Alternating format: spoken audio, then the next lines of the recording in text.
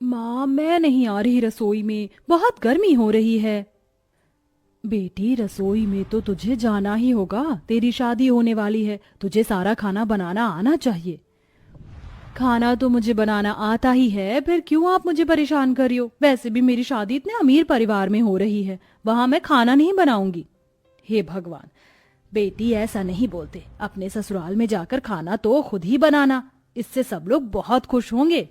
श्वेता अपनी माँ की ये बात सुनकर अपना मुंह चढ़ाकर वहां से चली जाती है। जिसके बाद कुछ दिन बीत जाते हैं और अब शादी का टाइम आ जाता है।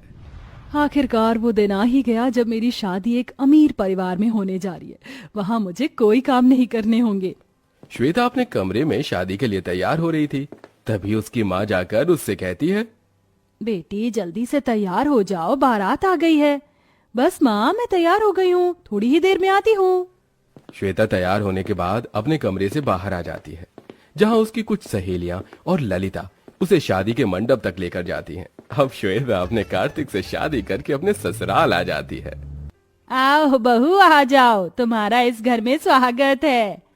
घर के अंदर गृह प्रवेश करते ही जब श्वेता अपने अमीर ससुराल को देखती है तो उसे बहुत खुशी होती है। कितना सुंदर घर है माँ जी, आपने घर तो बहुत अच्छा बनवा रखा है। हाँ बहू, इस घर को कार्तिक ने अपनी पसंद से बनवाया है। चलो तुम यहाँ बैठो, मैं तुम्हारे खाने के लिए कुछ मंगवाती हूँ। पहले दिन पर श्वेता को बहुत खातिरदारी होती है। उसके खाने के लिए बहुत सारी वैरायटीज का खाना मंगवाया जाता है। माँ जी, इतना सारा खाना, वो भी मेरे लिए? हमारे परिवार में बहू के पहले दिन पर उसकी बहुत सेवा करती हैं, क्योंकि उसके बाद तो बहू पूरे घर की सेवा करती है। अच्छा अच्छा, पहले ही जताया जा रहा है कि आज इन्होंने मुझे बनाकर खिलाया है, तो अब कल से मैं इन्हें बनाकर खिलाऊंगी। ऐसा बिल्कुल नहीं होगा, मैं खाना नहीं बनाऊंगी। इस तरह श्वेता सोच रही थी कि तभी मोनालिका उसे खाना खाने के लिए कहती है। खा लो बहू खाना, क्यों शर्मा रही हो? जी माँ जी, खा रही हूँ। खाना खाने के बाद मोनालिका श्वेता को उसके कमरे में ले जाती है, जहां श्वेता थोड़ा आराम करती है।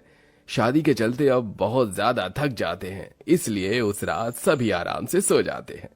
अगले दिन जब सवेरा होता है, मोनालिका अपनी नई बहू की पहली रसोई के लिए उसका इंतजार कर रही होती है। अरे क्या बात है, अभी तक बहू रानी आई नहीं, आज तो उसकी पहली रसोई की रस्म है।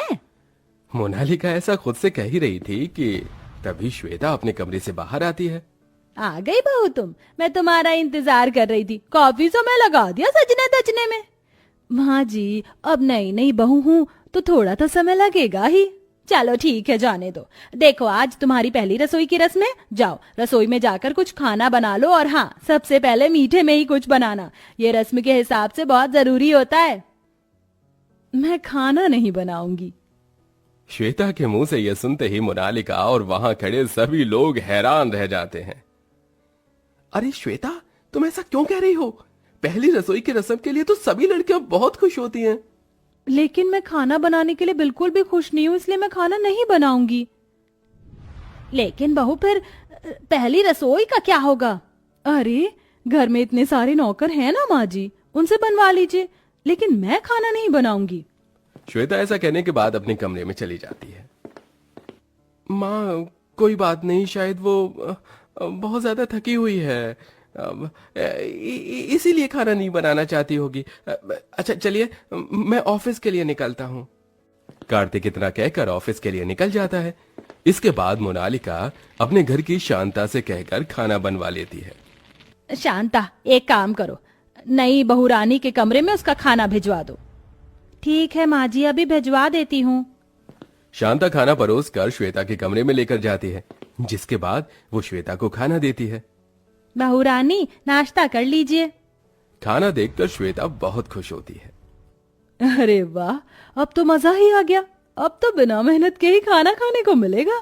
श्वेता को ये कहते हुए शांता सुनती है तो उसे थोड़ा अजीब लगता है, तो वो श्वेता से पूछती है। बहू रानी, बुरा ना मानो तो एक बात पूछ सकती हूँ? हाँ हाँ, पूछो। आप खाना क्यों नहीं बनाना चाहती हो? क्योंकि बचपन में जहाँ मेरी खेलने कूदने की उम्र थी, वहाँ मेरे हाथों में चूल्हा चौका लग गया था। मेरी माँ को पैरालाइज हुआ था और मुझे ही खाना बनाना पड़ता था।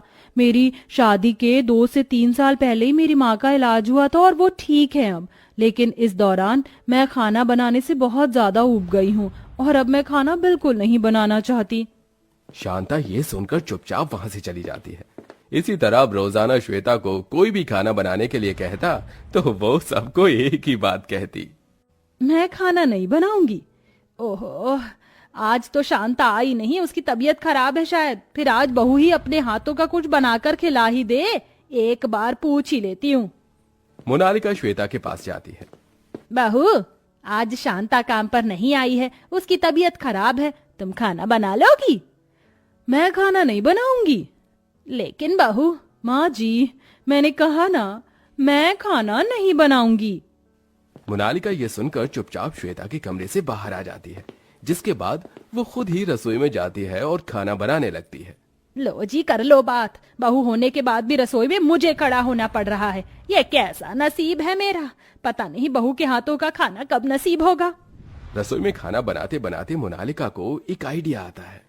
अगर मैंने कुछ नहीं किया तो बहू इसी तरह फायदा उठाएगी। एक काम करती हूँ, बहू को घर में अकेला छोड़ देती हूँ 2 दिन के लिए। कार्तिक के साथ अपनी बहन के घर होकर आती हूँ। मोनालिका ऐसा सोचकर अपने बेटे को मना लेती है और उसे अपने साथ अपनी बहन के घर ले जाती है।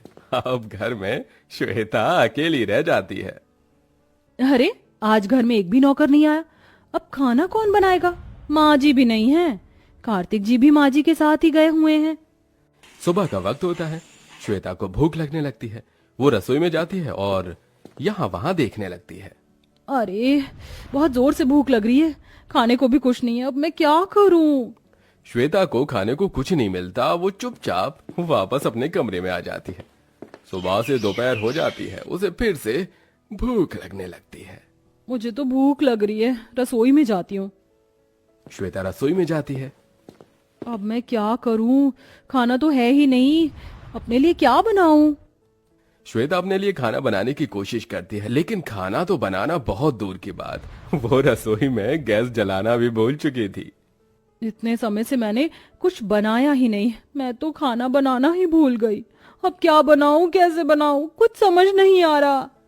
श्वेता दोपहर में फिर से रसोई से वापस अपने कमरे में आ जाती है और सो जाती है। शाम को जब वो उठती है तो उसको बहुत तेज भूख लगती है और फिर से रसोई में वो जाती है, लेकिन हर बार की तरह इस बार भी वो कुछ नहीं बना पाती, जिसके चलते वो भूख के मारे वहीं बेहोश हो जाती है। उसी वक्त कार्तिक और मोनालिका घर लौट आते हैं। अरे बहू बहू बहू, ये क्या, ये तो बेहोश हो गई, जल्दी से इसे डॉक्टर के पास लेकर चलते हैं। मोनालिका अपने बेटे के साथ अपनी बहू को डॉक्टर के पास लेकर जाती है, जहां डॉक्टर उसका चेकअप करते हैं और उसे खाना भी देते हैं। इसी के चलते श्वेता को अपनी गलती का एहसास होता है और वो अपनी सास से कहती है, माँ जी, मुझे माफ कर दो, मैं हमेशा यही कहती रह गई कि मुझे खाना नहीं बनाना, और इसी के चलते मैं खाना बनाना ही भूल गई। अब मुझे इतना भी नहीं आता कि मैं अपने गुजारे लायक भी बना सकूं। आज के बाद मैं ऐसा कभी नहीं कहूंगी। आप मुझे खाना बनाना सिखा दो, मैं फिर से पहले की तरह खाना बनाना चाहती हूँ।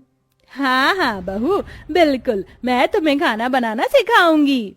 इस तरह मोनालिका अपनी बहू को खाना बनाना सिखाती है, जिसके बाद श्वेता पहले की तरह अच्छा अच्छा खाना बनाने लगती है और वो अपने हाथों से खाना बनाकर अपने ससुराल में सभी को खिलाती और वो सब एक साथ खुशी खुशी रहने लगते हैं।